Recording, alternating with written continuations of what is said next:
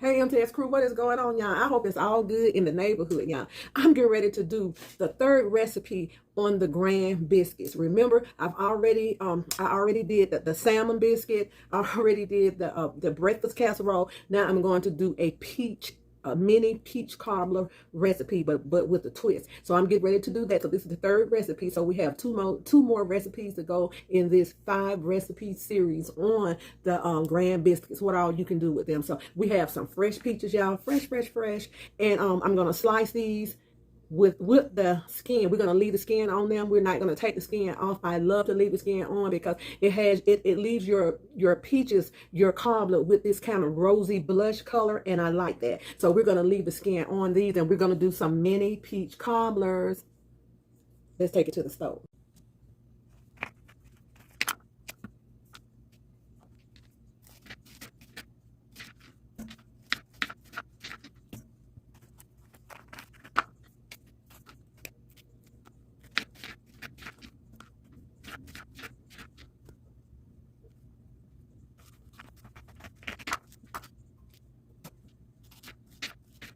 Okay, y'all, we have our fresh peaches cut up with the skin still on them. We're going to use half a teaspoon of salt, and the salt is going to help you to, it's going to help to draw that juice out of those peaches. Okay. We're not going to add any water or anything to these peaches. We're just going to let them cook in their natural juices. We're going to use about, let's say about 2 teaspoons of vanilla. A lot of vanilla in this dish. Maybe about 2 to 3 teaspoons. We want a lot of vanilla in here. Okay.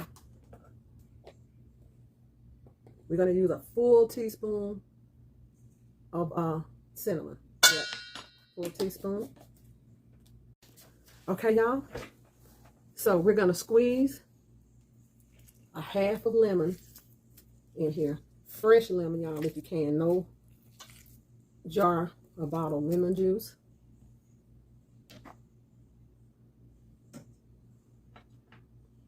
A tablespoon of lemon zest. Now, in this dish, if you don't want to use sugar, you are welcome to use agave. Agave is plant-based, but I'm going to use about 3 scoops of sugar in this.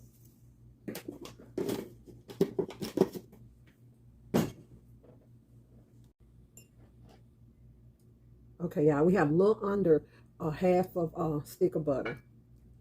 So we're going to put that in there. Just like that.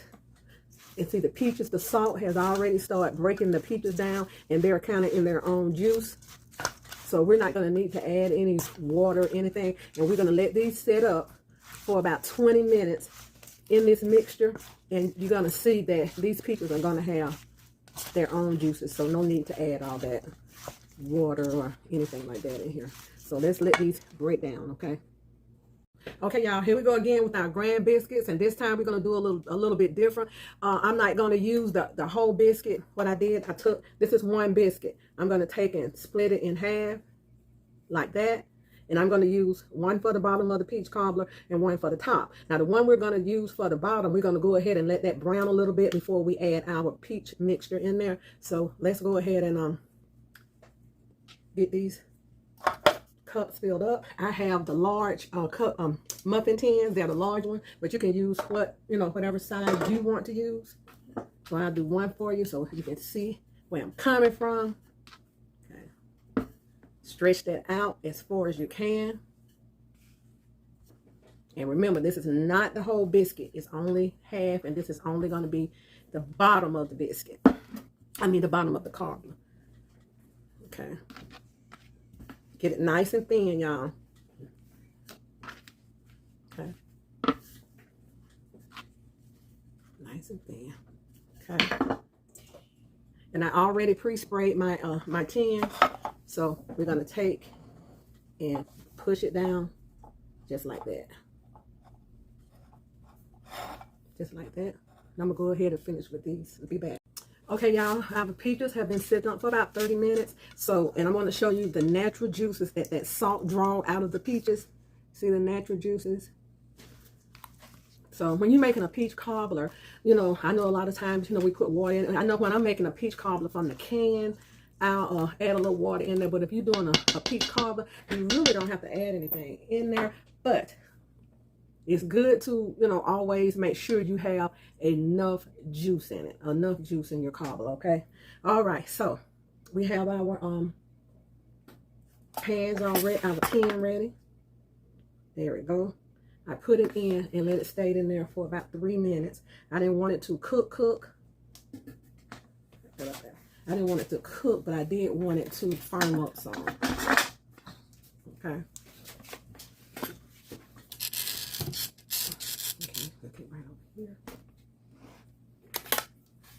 And I have 2 of these, so I'll probably go ahead and fill them up. Family's going to come by. Family's going to get and enjoy. We're going to go ahead and start filling these.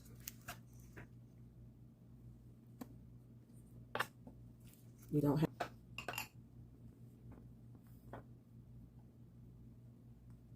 You can put cinnamon on top, but I choose not to put the cinnamon on top of these because I have enough cinnamon on the inside of them. Okay.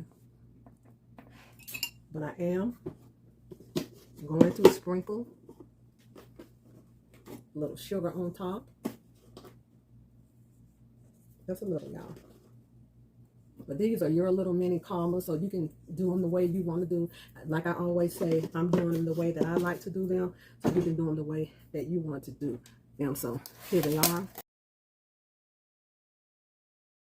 Okay, MTS crew, our mini peach cobblers are out of the oven. I'm going to let them cool, and then we're going to serve them up. And I ended up making these, and I also made a couple in the ramekins, and so I'll show you those too, okay?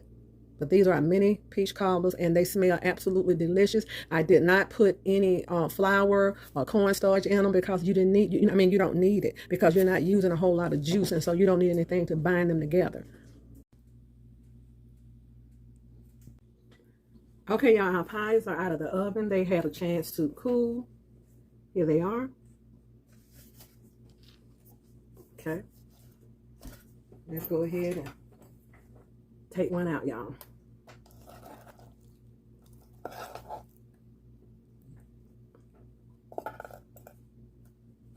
Okay. There it is. Our mini peach cobbler. Let's open it up.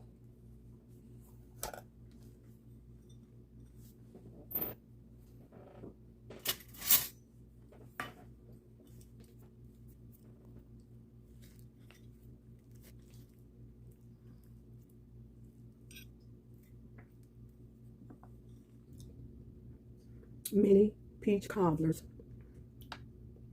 in a baking tin, cupcake tin, made out of grand biscuits. Y'all, it's plenty you can do with these grand biscuits. The next recipe, we're going to do chicken pot pie. Okay, this is it, y'all.